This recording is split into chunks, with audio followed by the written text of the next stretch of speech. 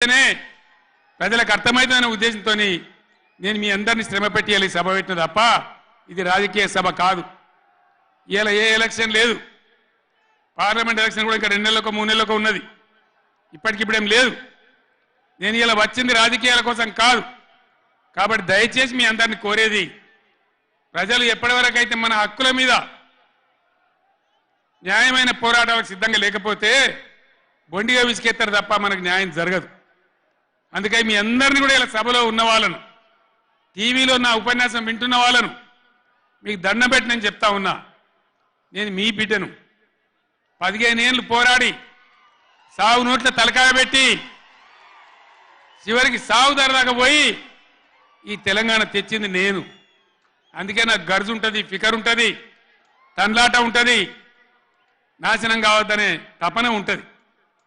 దీన్ని అర్థం చేసుకొని ఎప్పుడు యాక్షన్ కార్యక్రమాలకు పిలిపించినా ప్రభుత్వం యొక్క దమన నీతి నిండగా రేపు చేయాలి, చాలా చేయాల్సి ఉంటుంది. ఇవాళకి ఇట్లా మోపు చేసిన కరెంటు రేపు ఇస్తారా? మార్చిలో, ఏప్రిల్లో, మే నెలలో ఇస్తారా? అసెంబ్లీలోనే జనరేటర్ తెచ్చిపెట్టారు. అంతపాటు గనులు ఎన్నోసార్లు నేను చెప్పిన అసెంబ్లీలో మీరు విన్నారు. ఇదే నరేంద్ర మోడీ ప్రభుత్వం మీటర్లు పెట్టాలి, నా తలకాయ పోయినా సరే పెట్టా అని చెప్పిన నేను. 25,000 కోట్ల రూపాయలు ఇయ్యలే మనకి ఇవ్వాల్సినాయి, అయినా పెట్టలే. ఎందుకంటే నా తెలంగాణ రైతులు చెట్టుకోడు గుట్టకోడు అయినరు. హైదరాబాద్ పోయి ఆటో రిక్షాలు నడిపే గతి వచ్చింది.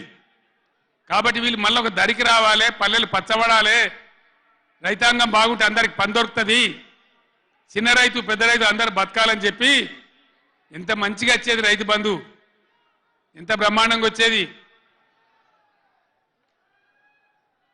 మీ బ్యాంకులో పడి టింగు టింగుమని మీ ఫోన్లు మోగుతుండే. ఇప్పుడు బ్యాంకులో వడులు లేదు, ఫోన్ మోగులు లేదు. ఏం మోగుతుంది అంటే రోజు అసెంబ్లీలో అరుస్తా ఉన్నారు పనికి మాలిన మాటలు. అంతే కదా, మీరందరూ చూస్తున్నారు కదా.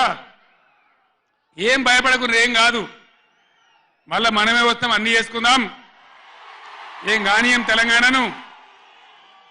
ఈ మధ్యలో కూడా వీళ్ళు దుర్మార్గం చేస్తే కొట్లాడదాం, పోరాడదాం, మన హక్కుల కోసం నిలబడదాం.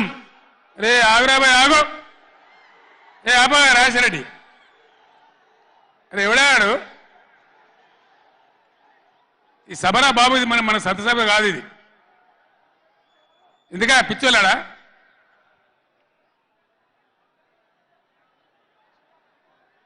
నేను మీ అందరికి ఒకటే మాట చెప్తా ఉన్నా, మాకు అధికారం రావాలి, ఎన్ని అబద్ధాలైనా చెప్పుదాం, ఇష్టం నోటికి వచ్చింది చెప్పింది. ఇలా కొత్తగా మొదలుపెట్టిన దుకాణం కూడా కొత్తగా నేను ఇంతకుముందు చూసిన పేపర్లలో, సోషల్ మీడియాలో చూసిన నేను.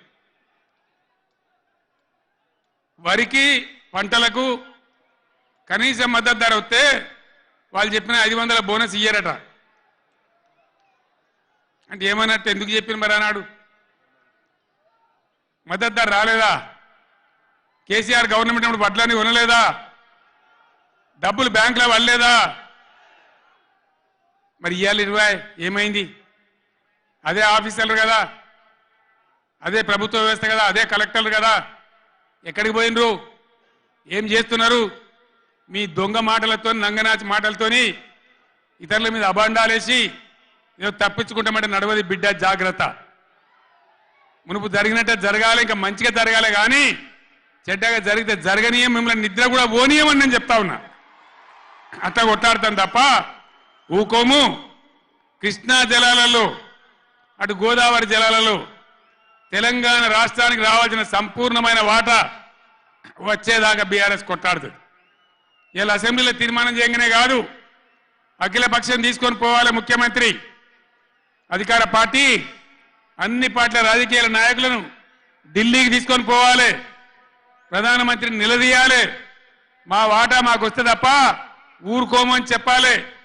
ఆ చెప్పేదాకా మనం కూడా ఎంబడ పడాలి. ప్రజా ఉద్యమాలు ఉంటేనే ప్రభుత్వాలు అప్రమత్తంగా ఉంటాయి, జాగ్రత్తగా ఉంటాయి.